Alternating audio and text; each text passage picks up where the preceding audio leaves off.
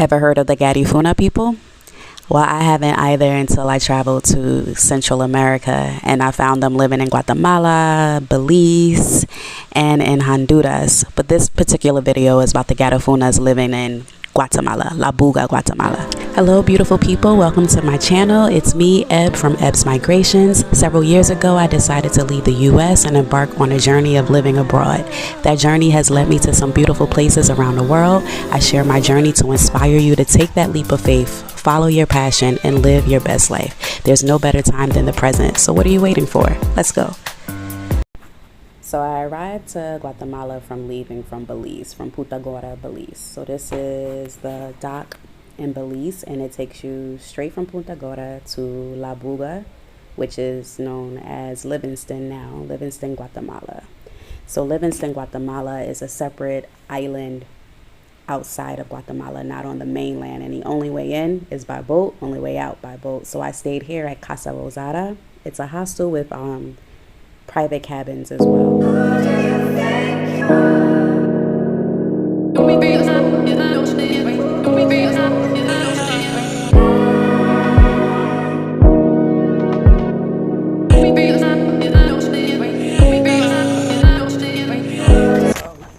I am eating Garifuna food, and this food seriously needs to be featured on like somebody's cooking show.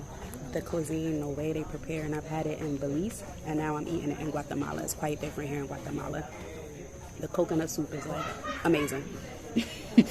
Like this one has plátano y espinaca, possibly, y crab, and this fresh pescado. When I was in Belize, it only came with like okra, and it was a small plate. This one, and it's cheaper than it was in Belize. Belize is quite expensive. But man, oh man. And this is like a mix of people from St. Vincent and those who were on a ship that had wreckage and just washed up along the shores of the coast of where I am in the Caribbean. That is amazing. So if you make your way to Livingston, Guatemala, check out Las Tres Garifunas. The 3 Garifunas. It's amazing. Ooh. If you've ever been to La Buga or you find yourself in La Buga, you will meet a man by the name of Philip Flores. He is like the historian of the area. So I found him and he gave me like a tour and some history of the area. Where's the bread? Ah, see. Buenos dias. And what fruit is that? The bitter yucca. The bitter manio. A little drop of it can kill you. But a guy saw a snake trying to eat a poisonous frog. So he made a thing out of straw look like a snake. Had these people grate this, pocket inside the snake-like thing. Yeah, Pops. Yeah? Morning. Put a stick here, have the woman with the big butt sit on this stick, all the poison drip out. The rest of it is used to make this bread. This bread lasts 14 to 15 years. The older it gets, the nicer it gets. It's called the cassava bread. Cassava bread. Do they still make it? Yeah. Our music. How we beat our drum. How we beat the plátano before we eat. But first and foremost, we have to grate the coconut. So this area, this is the emblem of the whole Garifuna thing. We don't go in the rest of Guatemala. We don't eat tortillas. We hate it. Don't laugh. Is it true? I will give the disclaimer that I have not fact-checked or cross-referenced any of the information that he provided. He's on several YouTube channels and other social media, so you can find him. He's quite famous in the area. He sits around and he is more than welcome to give you a tour of the particular area where the Garifuna people stay, because he stated to me that they use this as a tourist attraction to get people to come to La Buga or Livingston, Guatemala, because of the Garifuna people. But they keep them in this village that's very far away from the center of town. So if you are in the center where you get off on the dock, you walk all the way down that street and go towards the left where the beach is, you can find this village that we're touring right now.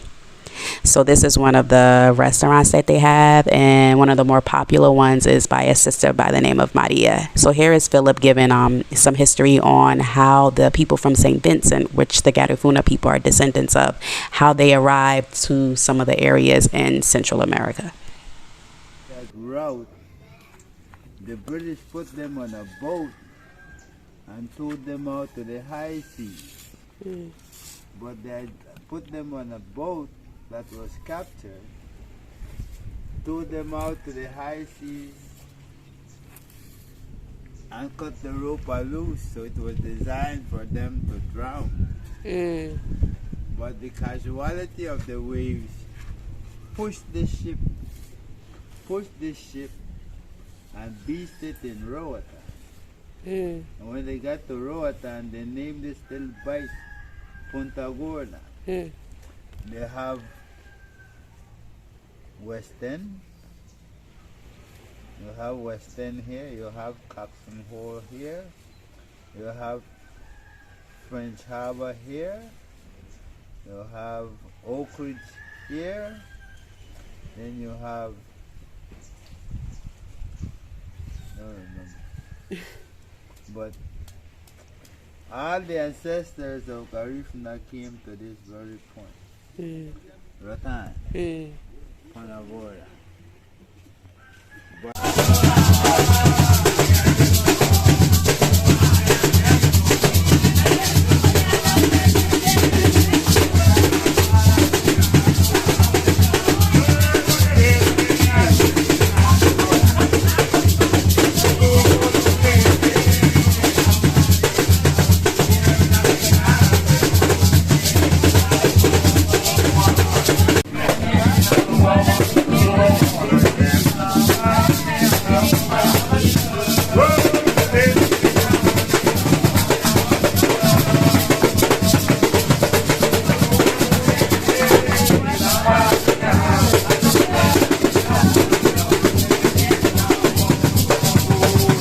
One thing I can say I notice about the people is that they're very proud and vibrant. Like, the culture is very vibrant. They have their own style of music, their own style of dance, and they're very warm and inviting. I found that to be the same with the Garifuna people in Belize. Like, they took me in like family, especially these gentlemen that I met here. They became like family. They treated me to meals. It was just a really nice vibe. And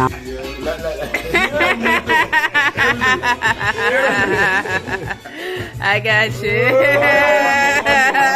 One more. Oh, one more. Miss Mary, one of you, por favor. Thank you, gracias.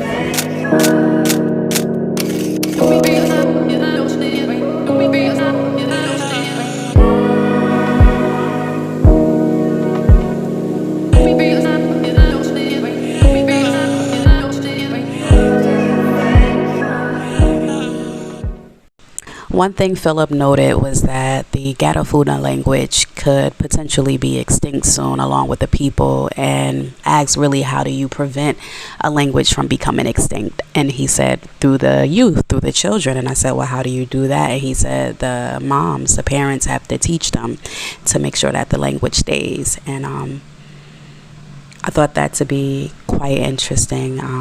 You still, like, when you are there, you'll hear people speaking Garigua, speaking the Garifuna language, and it sounds like Creole a little bit, but some of them will be speaking Spanish to the locals because it's a mix of Maya culture with the Garifuna in this particular area in Guatemala, and they will speak Garifuna to one another.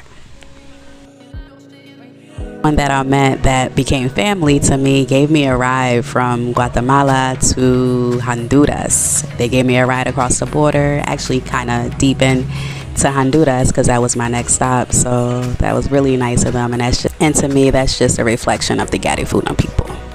So if you enjoyed this content and would like to see more, please like and subscribe and share the video. Until later, love and light.